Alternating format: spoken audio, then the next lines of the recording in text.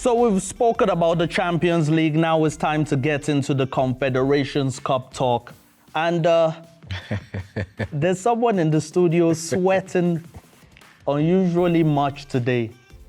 S.C, step into my office. You said last week that Stellies was going to come back. You got it right that Constantine are going to be knocked out. It was too much. It was a mountain to climb for them. Let's start with the Stellies and Simba game. Yes. Definitely got that one wrong.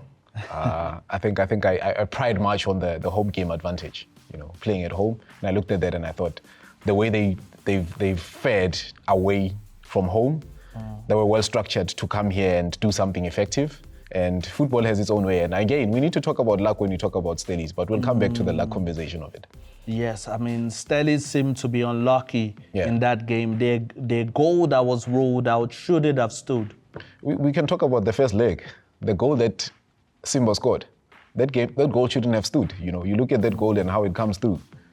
That goal shouldn't have stood. And it's so interesting that we have a VAR system that allows such things to happen. But not necessarily we're not here to talk about VAR and officiating. We've been talking about officials, and VAR is there to help these refs to make these decisions. So let's talk about Stellenbosch's approach to that game. Yeah. I mean, it was a game they needed to win in Durban. They needed to throw everything on the kitchen sink. Yeah, and that's what Steve Berkane had in his plans. You look at players such as Devin Titus, they come into the game fired up.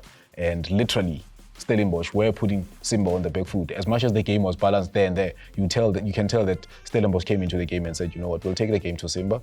And there were scary moments in the game, a lot of them. 2 corners that came through in the last minutes of the game. It tells you that the Simba guys decided to switch it up and say, you know what, we'll transition the team in terms of offensive play. But Steve Barker's charges, your Thabo Maloisan's in there, having him into the team and marshalling that defense, having a guy like Torre, those are solid players in terms of your defensive structure. And then when you move into offensive plays, you've got a boy that is so solid and underrated in my opinion, Sipho Ndule. You look at him and what he does into the Stellies team in that midfield.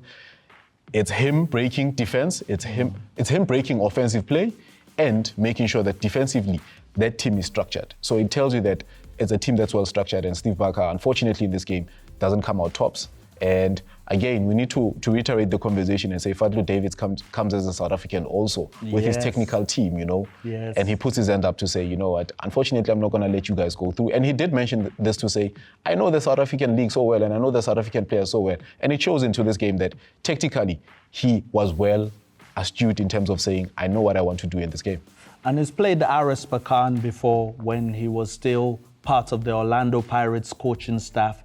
Do you think that's going to help them in the final? The funny thing, he comes out and he says in his presses that he got an anonymous message to tell him that, do it for us. You remember what happened. Yeah. And obviously the message is coming from a Pirates point of view, in terms of what they were doing. And you look at that and R.S Berkane is just a powerhouse. Oh man, R.S Berkane, winners in the 2022, the 2020 and 2022 edition. They're a team that is well organized. Though, I mean, I knew that once they had won the first leg 4-0, it was always going to be an uphill battle for CS Constantine to come back. And I think we just have to applaud the fair play between the two teams, the camaraderie at the end of the game, and also CS Constantine and their fans just making sure that they won the second leg. For me, CS Constantine were punching above their weight. And we've spoken about R.S Berkane and what they've done.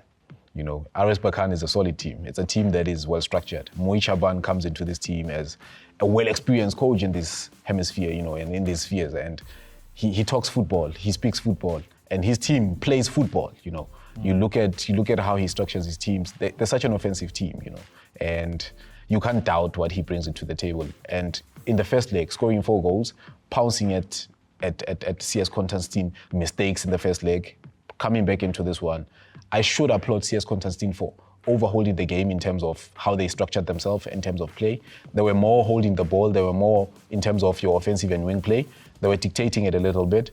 And R.S Berkane were just waiting for the team to transition, Okay, so save the dates for the final. The 17th of May is the first leg is going to be played between R.S Berkane and Simba S.C.